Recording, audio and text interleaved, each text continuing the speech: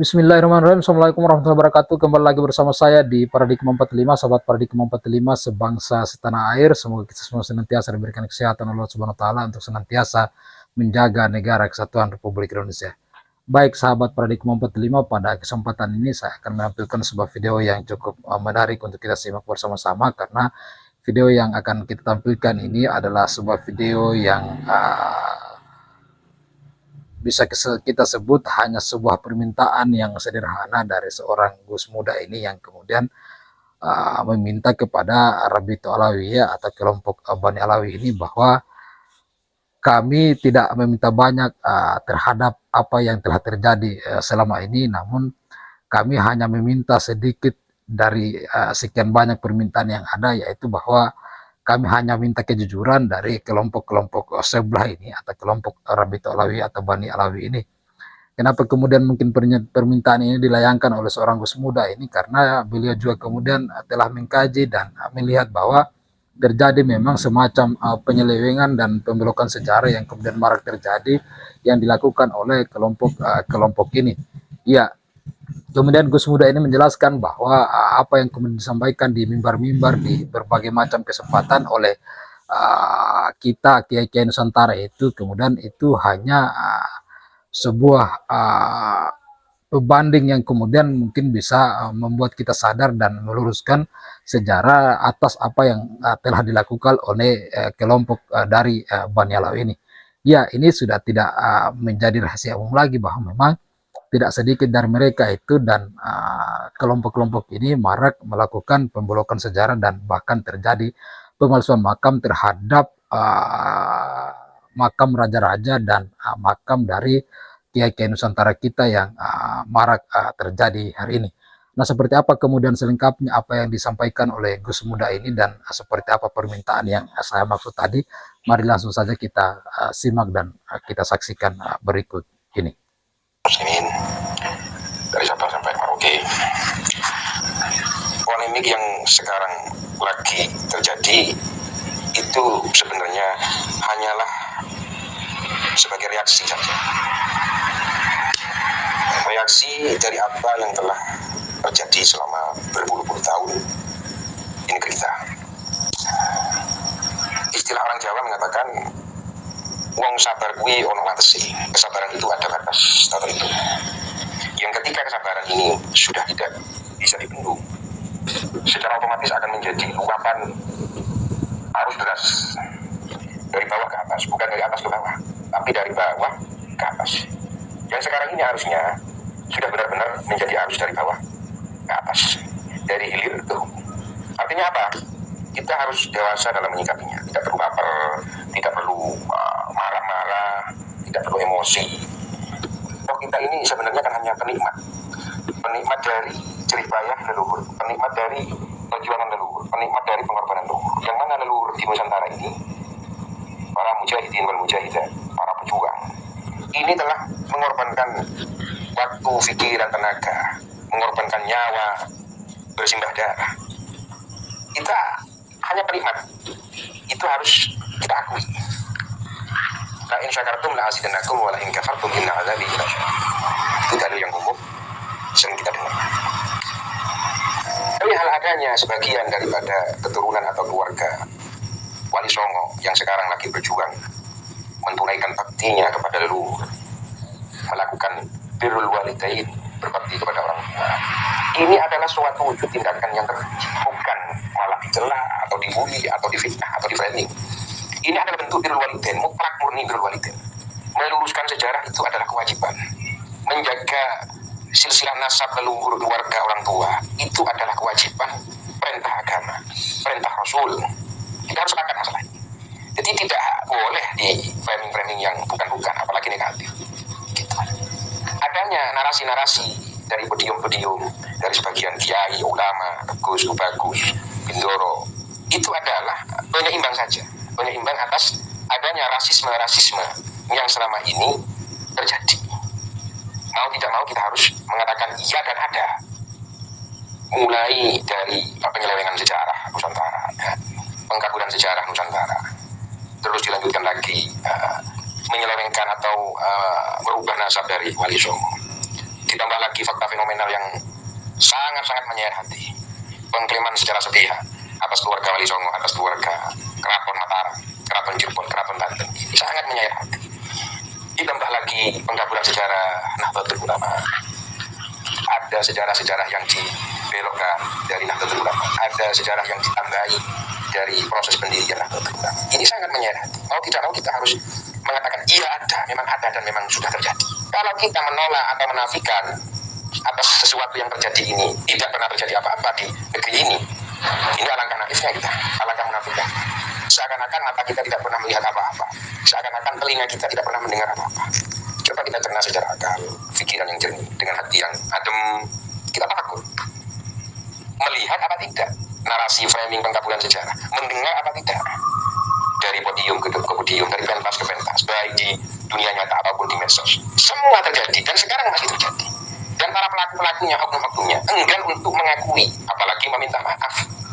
Jadi percuma kalau sebagian dari keluarga Wali Songo, zuriat Wali Songo, sebagian tokoh ulama, kiai dan lainnya meminta untuk tabayun, klarifikasi.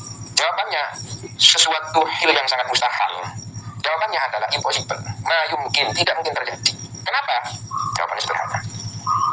Salah satu kiai juga zuriat daripada Wali Songo yang bernama Kiai Ali Badri dengan kiai-kiai yang lainnya, termasuk keluarga dari pesantren Genggong, keluarga dari Madura, keluarga dari Keraton Cirebon Banten, ini sudah melakukan hal yang sama, melakukan usaha untuk tabayun, melakukan usaha untuk klarifikasi, dan melakukan usaha untuk duduk bersama dengan Rabithah Alawiyah.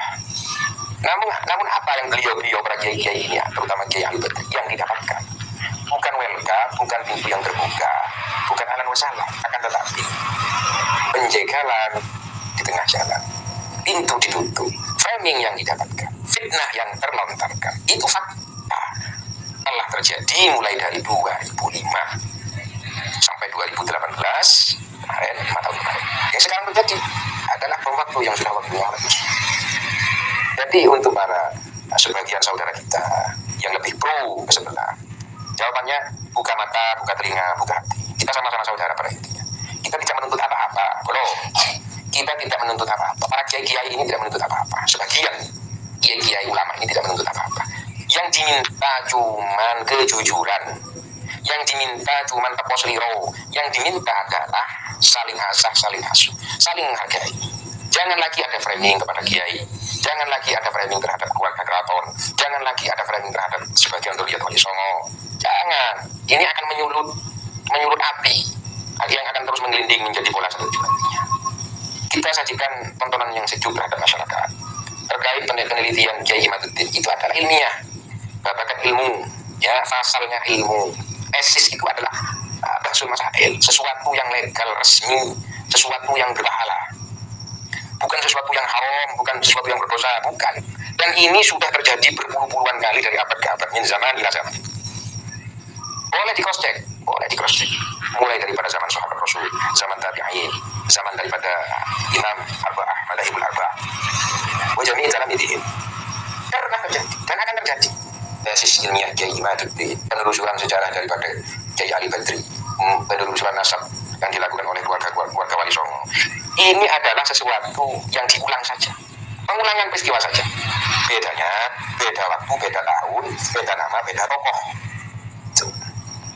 Antara Yahudi, Nasrani, Israel, Bani Israel, ini adalah pengulangan sejarah saja. Yang terjadi di negara kita ini adalah pengulangan sejarah. Jadi santai bolo ya, santai. Tetap fokus untuk para kiai, para ulama, para gus, para bindoro, para tubagus. Tetap fokus ke mana? Fokus menjaga ukhuwah Islamiyah, ukhuwah wataniyah, ukhuwah basyariyah. Yang kedua, tetap fokus untuk meluruskan nasab leluhur Nusantara, yaitu Wali Songo. Untuk meluruskan makam-makam leluhur yang sekarang ini ditemukan fakta di lapangan dengan bukti-bukti konkret telah terjadi pengkaburan, pemalsuan, pembelokan secara dan nasab. Fokus untuk meluruskan itu. Untuk meluruskan nafar atau perjuangan dan thariqah para kiai salafun saleh, para kiai sepuh, terutama para kiai di Nahdlatul Ulama. Jangan sampai keluar dari thariqah Nahdlatul Ulama, jangan sampai keluar daripada qanun asasi Nahdlatul Ulama. Kenapa? Karena harokah dan muharrik di Nahdlatul Ulama itu adalah kelanjutannya daripada thariqah Auliya Tis'ah, kelanjutan daripada Wali Songo. Kalau ingin tahu dan mengenal bagaimana Wali Songo, seperti apa Wali Songo, lihat kiai-kiai Nahdlatul Ulama. Bagaimana kiai-kiai Nahdlatul Ulama?